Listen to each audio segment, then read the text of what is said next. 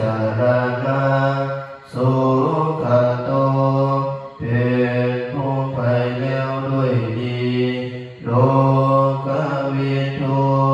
เป็นผู้รู้อย่างแจ่มแจ้งอนุตตโรปุริสธรรมสารถิเป็นผู้สามารถฝึกบุรุษที่สมควรฝึกได้อย่างบ่มีภัยยิ่งกว่าสัทธเทวมนุษย์นังเป็นครูผู้สอนของเทวดาและมนุษย์ทั้งหลายพุทโธเป็นผู้ตื่นผู้เบิกบานด้วยธรรมภ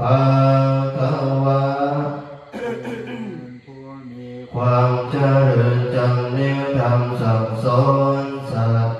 โยอิมังโลกังสัตเทวกังสัมมารากังสัพพมากังสัสมานาภัมมานิปัสสังสัตเทวมนุสังสายังอภิญญากัตวะภเวเทสิพระผู้มีพระภาคเจ้าพระองค์ใดได้ทรงทำความรับรู้ให้แจ้งด้วยพระปัญญายิ่งนี้เองแล้วพร้อมทั้งเทวดามารพรหมและหมู่สัตว์พร้อมทั้งสามณพราหมณ์พร้อมทั้งเทวดาและมนุษย์ทั้งหลายเอาตามโยธรรมังเทสิสิพระ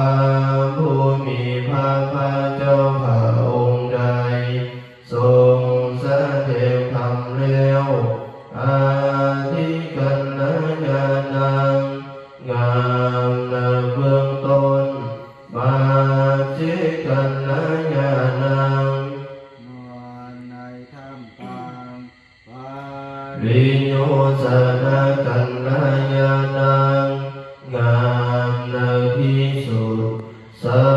ทธังสัพพยัญชนะเกวลาปาริปุณณังบริสุทธังพรหมจาริยังภาคสิ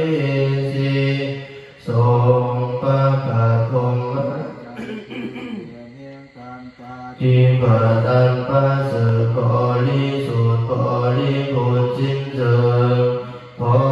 มทั้งอัตถะพร้อมทั้งพยัญชนะธัมมังภควตังอภิปูชญามิข้าพระเจ้าบูชาอย่างยิ่งสาวกพระผู้มีพระภาคเจ้าพระองค์นั้นธัมมังภควตังศิรสนามามิข้าพระเจ้านอบน้อมพระผู้มีพระภาคเจ้าพระองค์นั้นด้วยหัวเหตุการหันธรรมยังธรรมาภิทุติกโรมาเชโยโสสวากาโตภะคะวะตาธัมโมพระธรรมอันใดเป็นธรรมที่พระผู้มีพระภาคเจ้าตรัสไว้ดีแล้วสันทิฏฐิโกเป็นธรรมที่ผู้ศึกษา